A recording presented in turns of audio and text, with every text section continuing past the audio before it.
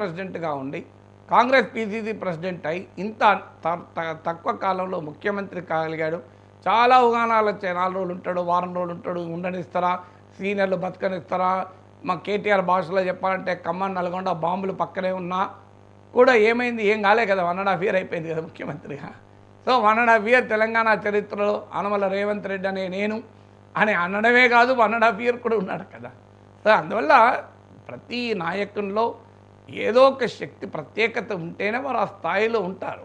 So లైఫ్లో ఛాలెంజెస్ను ఎదుర్కోగలిగిన వ్యక్తి, ఛాలెంజెస్ను ప్రేమించిన వ్యక్తి, ఛాలెంజెస్ను ఫేస్ చేసినప్పుడు మనోస్థైర్యాన్ని ప్రదర్శించిన వ్యక్తే సక్సెస్ అవుతారు. అది చంద్రబాబు నాయుడు లైఫ్ అయినా, రేవంత్ రెడ్డి లైఫ్ అయినా, నరేంద్ర మోడీ లైఫ్ అయినా, కేసీఆర్ లైఫ్ అయినా, జగన్మోహన్ రెడ్డి లైఫ్ అయినా మనకు చెప్తున్న వాస్తవాలు అవి. ఇక ఇండియన్ ఎక్స్ప్రెస్ 2025 జాబితాలో 73rd పొజిషన్ దక్కించుకున్న పవన్ కళ్యాణ్ గురించి కూడా మాట్లాడుకుందాం. అపజయాల బాటలో విజయ తీరాలకు చేరిన అలుపెరగని నాయకుడు అంటూ ఇండియన్ ఎక్స్ప్రెస్ అభివర్ణించింది సార్. సో పవన్ కళ్యాణ్ ఈ మధ్యకాలంలో విజయకేతనం సభలో కూడా మాట్లాడారు, కన్నడ తమిళ్లో మాట్లాడారు, అండ్ దక్షిణ భారతదేశంలో ఉన్న ఆలయాల సందర్శన చేశారు. తర్వాత అంటే సౌత్ ఇండియా ఫోకస్గా పవన్ కళ్యాణ్ వ్యూహాత్మకంగా పెడుతూ ఉన్నట్టుగా కనిపిస్తోంది. So Pawan Kalyan south India focus వెనుక ఉన్న వ్యూహం ఏంటి? అంటే టూ ఎర్లీ టు సే. యాక్చువల్గా మీరు అన్నట్లు కొంత సౌత్ ఇండియా వైపు చూస్తున్నాడు, ఫోకస్ అన్నాడు కన్నా చూస్తున్న మాట నిజం. మీరు అన్నది ఇటీవల మనం కూడా మాట్లాడుకున్నాం. తమిళ టీవీకి ఇచ్చిన ఇంటర్వ్యూలో క్లియర్గా మీరు తమిళనాడులో కూడా జనసేన పెడతారా అంటే రూల్ అవుట్ చేయలే. సో డెఫినెట్గా ఇంటెన్షన్స్ ఉంటే ఉండవచ్చు, లేదని అనలేము. కానీ బట్ వెరీ ఎర్లీ ప్రిడిక్షన్ ఏం జరుగుతుంది, పవన్ కళ్యాణ్ జనసేన ఆంధ్రప్రదేశ్ దాటి ఇతర రాష్ట్రాల్లో పెడితే అంత ఈజీ కూడా కాదు. ఇలా చాలా అనుభవాలు ఉన్నాయని గతంలో కూడా చెప్పాను. Samajwadi party, Trinamool Congress, Nationalist Congress party, ఇలాంటి పార్టీలు చాలా ప్రయత్నాలు చేసి తమ కోర్ స్టేట్ దాటి పెద్దగా ఎక్స్పాండ్ కాలేదు. బహుజన్ సమాజ్ పార్టీ లాంటి పార్టీలు కూడా తన కోర్ స్టేట్ అయిన యూపీ దాటి పెద్దగా ఎక్స్పాండ్ కాక ఆఖరికి యూపీలోనే వీక్ అయ్యాయి. తెలుగునాట చంద్రబాబు నాయుడు జాతీయ పార్టీ అన్నాడు, ఎన్టీ రామారావు భారతదేశం అన్నాడు, కేసీఆర్ భారత రాష్ట్ర సమితి అన్నారు, ఇవేవి సక్సెస్ కాలేదు. సో అందువల్ల ప్రాక్టికల్గా అంత సులభమైన పరిస్థితి కాదు. ఎందుకంటే సౌత్ ఇండియాలో ఆయా రాష్ట్రాల్లో ఉండేటువంటి political terrain, political climate already ఉంది. ఇప్పుడు కేరళ ఉందంటే left LDF versus UDF. So బీజేపీయే నానా కష్టాలు పడుతోంది ఎమర్జ్ కావడానికి. తమిళనాడులో 2 ద్రావిడ పార్టీల మధ్యనే దశాబ్దాలుగా పోటీ. 2 జాతీయ పార్టీలైన కాంగ్రెస్, బీజేపీ వాళ్ళ వెనకాల కూర్చొని పోవడమే తప్ప ఇంకోటి లేదు. కర్ణాటకలో కాంగ్రెస్, బీజేపీ ఉంది, ఒక ప్రాంతంలో ప్రాంతీయ పార్టీగా జేడీఎస్ ఉంది. సో తెలంగాణలో ఉన్న రాజకీయమే వేరు అని పవన్ కళ్యాణ్ అనుభవమే చెప్తోంది జిహెచ్ఎంసీ ఎన్నికలు. సో ప్రాక్టికల్గా సౌత్ ఇండియా ఫోకస్ అనే ప్రయత్నం చేసినా, సౌత్ ఇండియా దృష్టి ఉన్నా ఆచరణలో వాతావరణం అయితే లేదు. సో అన్లెస్ ఈ పరిస్థితులు ఏమైనా మారితే చెప్పలేమో అనేది కరెక్ట్. అది రాజకీయాల్లో ఎవరికైనా వర్తిస్తుంది, పవన్ కళ్యాణ్కే కాదు.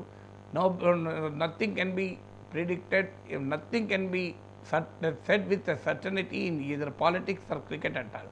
రాజకీయాల్లోనూ క్రికెట్లోనూ ఖచ్చితంగా ఇలాగే జరుగుతుంది అని ఎవరమూ చెప్పలేము. సో అందువల్ల చాలామంది కోరిక ఉంటుంది విశ్లేషకుడిగా ఖచ్చితంగా చెప్పాలి అని. ఎందుకంటే వాళ్ళ అభిప్రాయాన్ని ఇంకోటి చెప్పాలి. కానీ ఖచ్చితంగా రాజకీయాల్లోనూ క్రికెట్లోనూ ఎప్పుడు చెప్పలేము.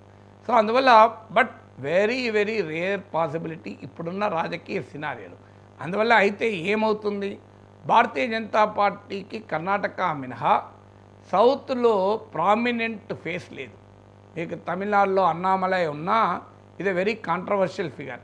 అన్నామలైకి తమిళసాయి, ఆడ ఉన్న తమిళనాడులో ఉన్న బీజేపీ మురుగన్. సో 4 నాయకుల మధ్యనే పోటీ. తెలంగాణలో మీకు బండి సంజయ్ లాంటి హిందుత్వలో కాస్త ఇమేజ్ ఉన్నటువంటి నాయకుడు ఉన్నా, సో బండి సంజయ్ 2 అడుగులు వేస్తా అంటే ఆయన 3 అడుగులు వెనక్కి లాగే పార్టీ నాయకులే ఉంటారు ఇక్కడ. దానికి క్లాసిక్ ఎగ్జాంపుల్ ఆయన పార్టీ అధ్యక్షుడిగా తొలగించడంలో అదొక ఉదాహరణ. మళ్ళీ రేపు పార్టీ అధ్యక్షుడు అయినా ఆయనను ఎంత పని చేయనిస్తారు, అనేది ఒక ప్రత్యేకత. ఈవెన్ బండి సంజయ్ అయినా బీజేపీ కోర్ ఐడియాలజీ అయిన హిందుత్వ బ్రాండ్తో ఉండేటువంటి జనాకర్షణే తప్ప బండి సంజయ్గా ప్రత్యేక జనాకర్షణ మీకు పవన్ కళ్యాణ్కి ఉన్నట్లేమీ లేదు కదా. సో అందువల్ల మీకు సౌత్లో కర్ణాటకలో Yediyurappa was the most powerful charismatic iconic leader. Lingayat నాయకుడిగా ఆయన ఐకానిక్ లీడర్. కానీ యడియూరప్ప తరం అయిపోయింది. ఆయన ఎంత ఐకానిక్ లీడర్ కర్ణాటక బీజేపీలో అంటే ఆఖరికి ఇప్పుడు వారసత్వ రాజకీయాలు రోజు విమర్శించే భారతీయ జనతా పార్టీ ఆఖరికి ఆయన కొడుకునే పార్టీ రాష్ట్ర అధ్యక్షుడు చేయాల్సి వచ్చింది. సో ఆయన మధ్యలో బీజేపీ నుంచి వెళ్ళిపోయి కర్ణాటక జనతా పక్షాన్ని పార్టీ పెట్టి తిరిగి బీజేపీలోకి తీసుకొని ఆయన ముఖ్యమంత్రి చేయాల్సి వచ్చింది. నరేంద్ర మోడీకి ఇచ్చే ఎగ్జంప్షన్ ఆయనకు కూడా ఇచ్చారు. 75 ఇయర్స్ దాటినా కూడా బీజేపీ పార్లమెంటరీ బోర్డులో ఆయన స్థానం ఉంది. అంతే యడియూరప్ప ప్రత్యేకత ఏంటో దీన్ని బట్టి మనకు అర్థమవుతుంది. కానీ యడియూరప్ప అయినా కర్ణాటక దాటితే ఏమీ లేదు, అందులో లింగాయత్ కమ్యూనిటీ దాటితేనే ఏమీ లేదు. మళ్ళీ కర్ణాటకలో యడియూరప్పకు 4 పోటీ ఉంటారు. సో అందువల్ల సౌత్లో బీజేపీకి ఆ రకమైన ఇన్ఫ్లుయెన్స్, ఎందుకంటే మోడీ ఫ్యాక్టరు అన్నా కనీసం సౌత్లో కొంత పనిచేస్తుంది, కానీ అమిత్ షా ఫ్యాక్టర్ సౌత్లో పనిచేస్తుందా?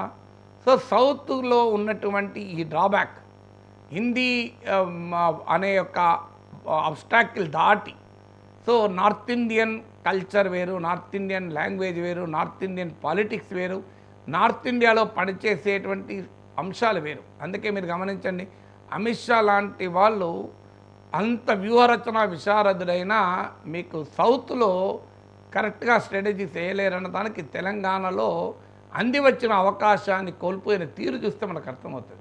తెలంగాణలో దుబ్బాక, జిహెచ్ఎంసి, హుజూరాబాద్ విజయాల సమయంలో కాంగ్రెస్ ఎక్కడుంది అసలు? హుజూర్ నగర్లో ఓడిపోయింది, నాగార్జున సాగర్లో ఓడిపోయింది, దుబ్బాకలో 3rd ప్లేస్, హుజూరాబాద్లో 3000 ఓట్లు, జిహెచ్ఎంసీలో 2 కార్పొరేట్ సీట్లు. అసలు కాంగ్రెస్ అగమ్య గోచరంగా ఉన్న పరిస్థితి కదా. అలాంటి పరిస్థితిలో బీజేపీ ఊపు మీద ఉండగా బీజేపీ జాతీయ నాయకత్వం చేజేతుల తెలంగాణలో కొంతమంది నాయకులు తమ రాజకీయ ప్రయోజనాల కొరకు చేసిన ప్రచారానికి తలవొగ్గి నిర్ణయాలు తీసుకుంది.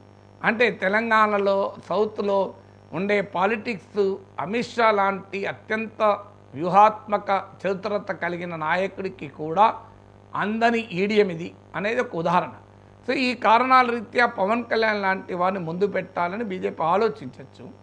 సో ఆయన బీజేపీలో విలీనం చేయమని కూడా గతంలో అమిత్ షా అడిగాడని కూడా అంటారు. సో ప్రజారాజ్యాన్ని కాంగ్రెస్లో విలీనం చేస్తారని ఎవరు ఊహించారు కనుక బీజేపీలో జనసేన విలీనం కాదు అని ఖచ్చితంగా ఎవరు చెప్పగలరు? అయితే పవన్ కళ్యాణ్ మాత్రం ఎట్టి పరిస్థితుల్లో కాదు అన్నాడు. సో చిరంజీవితో పోలిస్తే పవన్ కళ్యాణ్ కాస్త ఓపిక, రాజకీయాల్లో ఓపిక. చిరంజీవికి సినిమాలో ఎంత ఓపిక ఉందో రాజకీయాల్లో అంత ఓపిక ఉన్న నాయకుడు పవన్ కళ్యాణ్. ఎందుకంటే 2014లో పెట్టినప్పుడే చెప్పాడు, నేను టెస్ట్ మ్యాచ్ ఆడుతున్నాను, నేను లిమిటెడ్ ఓవర్ మ్యాచ్ కాదు అని. 2019లో తాను స్వయంగా 2 సీట్లలో ఓడిపోయి పవర్ స్టార్ కాదు ప్యాకేజ్ స్టార్, తన సీట్లలో కూడా గెలవలేడు, ఈయన బలం ఎంత అని రోజు వైసీపీ నాయకులు అవహేళన చేస్తున్నా, చివరకు అటువైపు నుంచి ముద్రగడ, ఇటువైపు నుంచి జోగయ్య లేఖాస్త్రాలను జగన్మోహన్ రెడ్డి దర్శకత్వంలో సంధిస్తున్నా నిలబడ్డాడు, నిలబెట్టుకున్నాడు కదా. ఆయన భాషలో చెప్పాలంటే 40 ఏళ్ళ తెలుగుదేశాన్ని కూడా నిలబెట్టాడు కదా. సో అందువల్ల పవన్ కళ్యాణ్ లాంటి నాయకుడు వస్తానంటే బీజేపీ సంతోషంగా స్వీకరిస్తుంది. కానీ పవన్ కళ్యాణ్ మరి దానికి సిద్ధపడుతుంది.